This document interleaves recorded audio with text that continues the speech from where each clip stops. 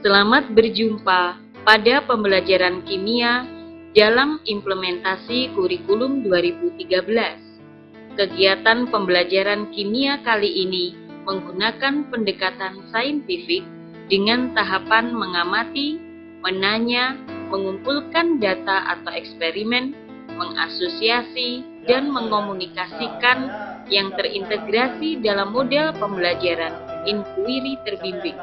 Larutan yang terdiri dari 80% bagian air dan 20% bagian cuka. Setelah kalian paham tentang larutan yang kemarin, hari ini Bapak akan melanjutkan materi baru mengenai larutan elektrolit dan larutan non-elektrolit.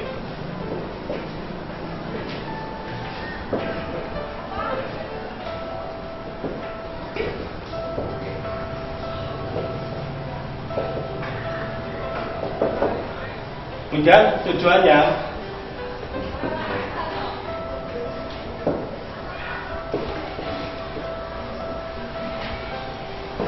tujuan belajar hari ini tentang larutan elektrolit dan larutan non-elektrolit. Untuk itu mari kita melihat tayangan video berikut ini.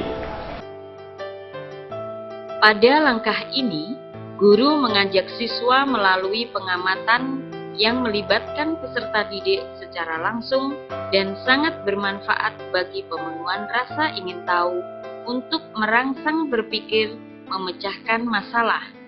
Keberhasilan strategi ini sangat tergantung pada kemampuan siswa untuk beraktivitas menggunakan kemampuannya dalam memecahkan masalah.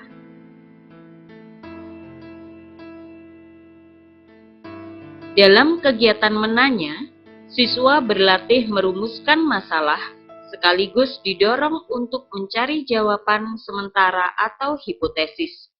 Proses merumuskan masalah dan mencari jawaban sementara atau hipotesis itulah yang sangat penting dalam strategi inquiry. Menurut saya, semua larutan itu dapat mengantarkan arus listrik. Jadi, mengapa semua larutan dapat mengantarkan arus listrik? Karena menurut saya semua larutan mengandung ion. Dari pertanyaan-pertanyaan yang kalian buat, dapat saya simpulkan pertanyaannya adalah yang pertama, apakah semua larutan dapat mengantarkan arus listrik? Yang kedua, kenapa larutan dapat mengantarkan arus listrik?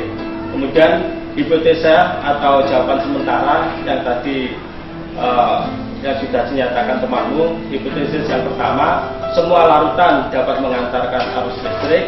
Kedua, adanya ion dalam larutan yang menyebabkan larutan itu mengantarkan arus listrik.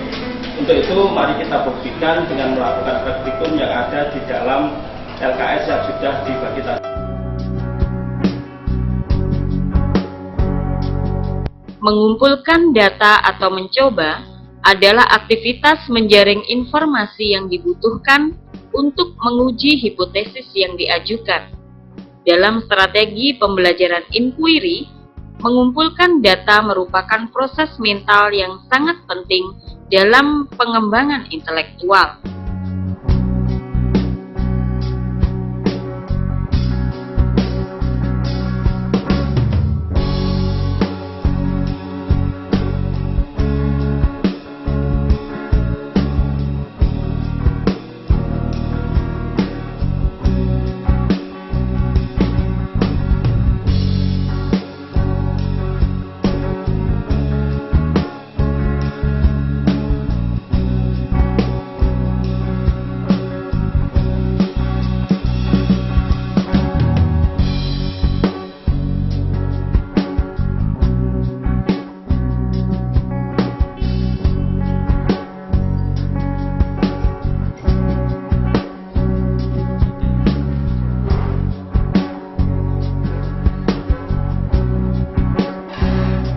Proses pengumpulan data bukan hanya memerlukan motivasi yang kuat dalam belajar, akan tetapi juga membutuhkan ketekunan dan kemampuan menggunakan potensi berpikirnya.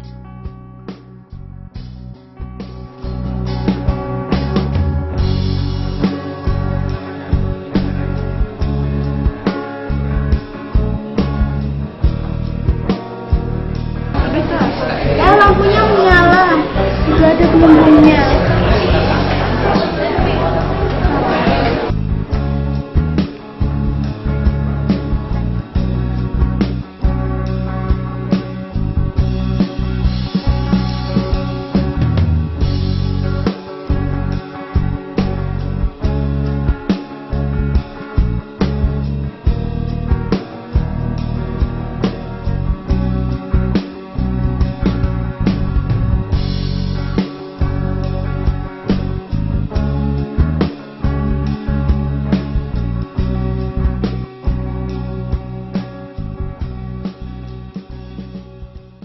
Pelaksanaan penilaian pada pembelajaran kimia ini dilakukan secara autentik dan secara terus-menerus selama proses pembelajaran berlangsung, terutama pada saat siswa bertanya, mengajukan hipotesis, kerjasama, dan ketepatan dalam melakukan eksperimen, berdiskusi saat menganalisis, sampai pada siswa mengomunikasikan hasilnya.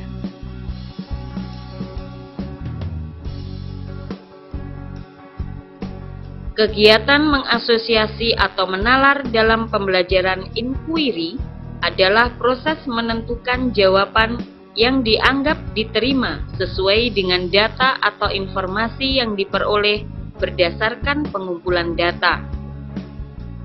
Menyala redup dan tidak menghasilkan gelembung. Berarti elektrolit lemah. Langkah ini dapat mengembangkan kemampuan berpikir rasional.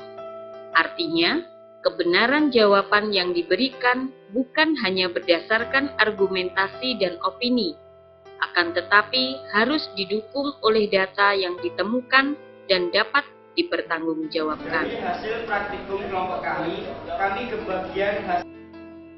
Kegiatan mengomunikasikan ditujukan untuk mengembangkan kemampuan menyajikan atau mempresentasikan semua pengetahuan dan keterampilan yang sudah dikuasai dan yang belum, baik secara lisan maupun secara tertulis.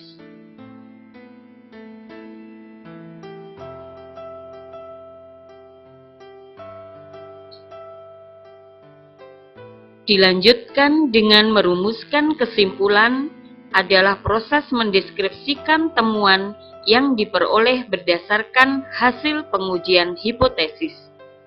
Untuk mencapai kesimpulan yang akurat, sebaiknya guru mampu menunjukkan pada siswa data mana yang relevan. Hasil pengamatan dari kelompok kami ada 2 macam zat, yaitu asam sulfat dan natrium hidroksida. Ini adalah larutan elektrolit kuat yang ditandai dengan nyala lampunya terang dan terdapat gelembung. Dan yang kedua, ada asam cuka. Ini asam cuka lampunya tidak menyala namun terjadi gelembung yang berarti larutan elektrolit lemah. Dan yang terakhir, ada alkohol. Alkohol ini tidak menyala lampunya dan tidak ada gelembung yang terjadi, yang berarti adalah larutan non elektrolit. Sekian dari kelompok kami, terima kasih. Anak-anak, mari kita simpulkan hasil percobaan kita hari ini. Apa kesimpulannya? Ya, Tiara.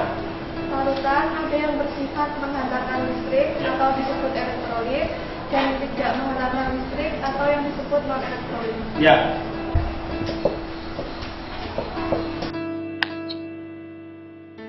Analisis masing-masing kelompok siswa kemudian dikomunikasikan dalam kelas untuk mendapatkan evaluasi dan penyimpulan konsep dari seluruh kelas. Kemudian yang kedua, ya silakan nomor 3. Karena pada larutan elektrolit terdapat ion positif dan ion negatif. Kemudian belajar mengajar kita hari ini itu karena jamnya sudah habis, maka kita akhiri dengan salam warahmatullahi wabarakatuh.